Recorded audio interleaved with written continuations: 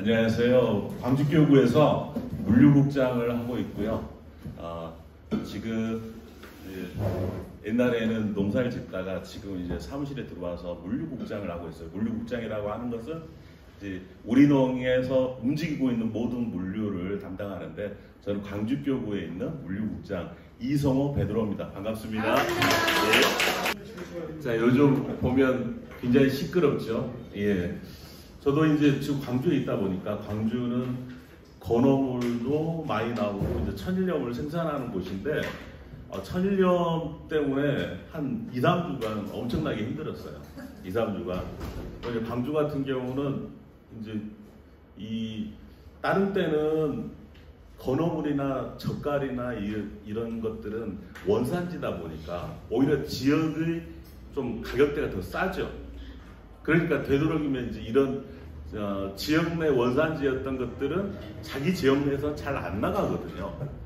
자기 지역에서는 안 나가고 타 지역에서 많이 나가는 편인데, 갑자기 이제 일본 오염수 사태가 터지면서 우리 같은 경우는 이제 천일염이나 건어물을 항상 해년마다 해것이 나오면 방사능 검사를 해서 그 이제 나온 결과들을 항상 공지를 하잖아요.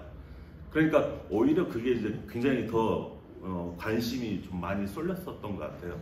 그래서 저는 이제 이런 현상을 처음 보는데, 소금이 한 차가 이제 1300포 아니면 900포 이렇게 나눠져요. 근데 900포가 하루에 다 나가요. 하루에. 그것도 이제 예약제로 하는데 예약이 하루 만에 다 종치고, 그래서 야, 이런 사태로 가다가 이게 사람들이 지금 이걸 사재기를 할 게 아니라 일본 대사관에 가서 이제 데모를 해야 될 상황인데, 지금 이제 그 어르신들이 하시는 말씀이 어떻게 될지 모르니까 최소한 우리 가족이 5년 먹을 천일염은 좀 확보를 해야 되겠다. 특히 이제 지방으로 갈수록 이제 천일염에 대한 애착이 남다르거든요. 예, 서울 수도권이나 이런 곳은 사더라도 이제 가공염을 사거나 이제 5kg짜리, 10kg짜리 사는데, 지역분들은 항상 이제 20kg짜리를 자기 베란다에 이제 넣어놓고 1년에 한 번씩 뺏어 먹는, 최소한 2, 3년치가 쌓여 있는 상황인데, 이번 같은 경우는 이제 5년 이상을 쟁여놓기 위해서 이제 혈육전이 벌어지게 된 거죠. 이게 참, 이게 누구를 탓해야 될지 모르겠지만, 그렇게 나오는 오염수가 아무 지장이 없다고 하면 자기들이 먹든지 자기들 땅에다 묻어야지, 이걸 왜 바다에다 이제 방류를 하려고 하는지 잘 모르겠어요. 굉장히. 근데 이 이제 태평양이나 이 지구상의 모든 것들은 여러분도 잘 알다시피 순환을 하잖아요. 순환을 하는데, 이것은 이제 그 대부분의 유기물들은 하느님이 주신 것들은 모두 다 이게 소화가 되고 없어져요. 또 다른 걸로 합성이 돼요. 근데 유독 이제 인간이 만들어낸 것들은 이게 영원히 없어지지 않고 어디에서 쌓이는데, 이걸 이제 우리는 서로 그 안 좋은 걸 나누어 가지게 되죠. 나누어 가지게 돼서 그 비율이 낮아질 뿐이지, 이건 전혀 없어지지 않는다는 거예요. 방사능 찌꺼기라고 하는 것도 이게 없어지지 않는 거죠. 뭐 이제 최소한 뭐 몇만 년이 걸려야 될 상황인데, 이거는 이제 없어지지 않으면서 태평양 안에서 다 이제 나누어 갖는 건데, 그것이 이제 우리나라에 도착하는데 옛날에 2년이 걸린다. 최근에는 뭐 1년, 약 220일 정도가 걸린다. 근데 현실을 보니까 이 오염수의 온도가 상당히 이제 일반 바닷물의 온도보다 높은 거예요. 높으니까 옛날에는 이제 해류를 타고 흐른다고 하면 바닷물 전체에 희석돼서 이제 흘러가기 때문에 우리한테 도달하는 시간이 굉장히 이제 더뎠는데, 실제로 이게 나올 때를 보니까 온도가 일반 바닷물보다 올라가면서 이게 위에서만 움직이는 거예요. 바닷물의 위에서만.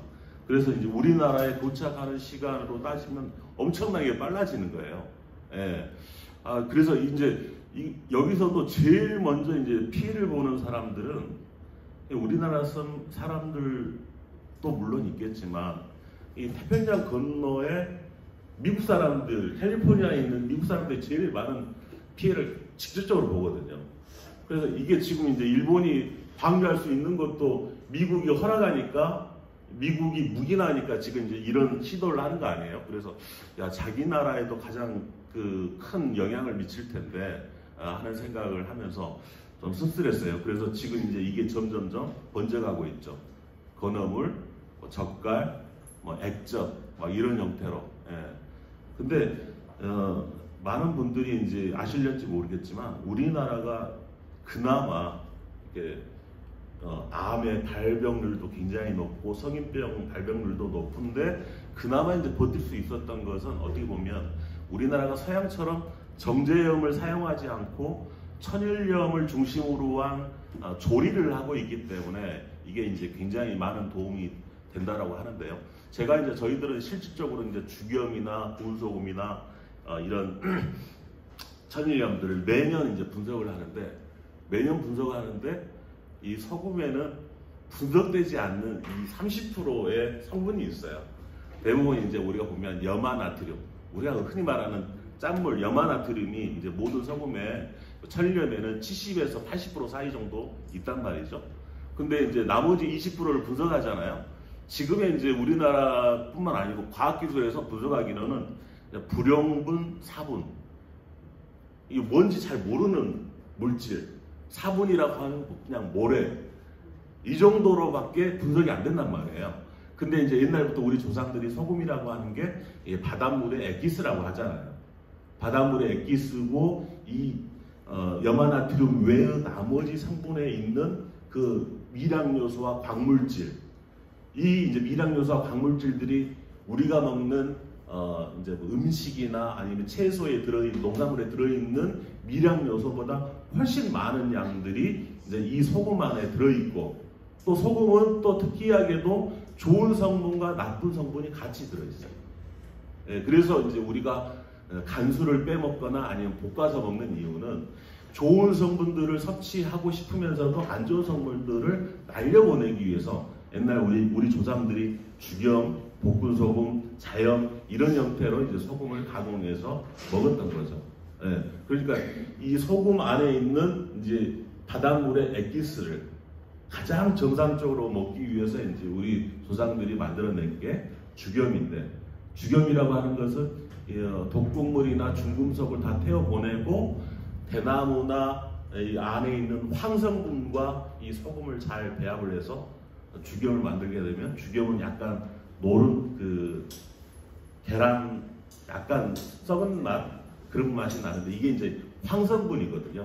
이런 것들을 잘 섭취하기 위해서 하는 건데, 아무튼 제가 말씀드리고 싶은 것은 천일염이라고 하는 것은 단순한 소금이 아니란 말이죠. 바닷물의 액기스고, 바닷물이라고 하는 것은 이 지구를 감싸고 있는 것 중에서 약 70%를 차지하고 있는 게 물이지 않습니까? 이 물 성분 중에서 약 95% 이상을 차지하고 있는 게 이 바닷물이에요. 바닷물은 이 지구의 양수와 같다라고 이제 표현을 하는데, 모든 생명체를 온전하게 탄생시킨 것이 바닷물이고 바닷물의 성분이라는 얘기죠. 그러면 바다가 오염된다는 얘기는 단순하게 건어물이나 소금에 그치지 않고 우리의 모든 지구상에 있는 모든 생명체에 이제 영향을 서서히 미치게 되는데, 가장 최상위 포식자가 누구예요? 인간이잖아요. 인간으로 가면 갈수록 그 안 좋은 성분이 점점 농축해 간다는 거죠. 방사능이 우리가 이제 위험한 게 그거잖아요. 자가 면역 질환처럼 자기 몸을 공격해요. 그리고 또 다른 이제 점점점 개선하고 진화하려고 하는 능력들을 깨부수고 자기만의 이제 방식으로 변이하는 이제 능력들을 가지는데, 만약에 우리 후손들에게 이러한 좋은 성분도 있는데 이러한 나쁜 성분들을 뭐 10년, 20년, 30년, 40년 꾸준하게 물려주게 된다고 하면 이것은 거의 이제 생명의 종말이고 인류의 종말일 수밖에 없는 거죠.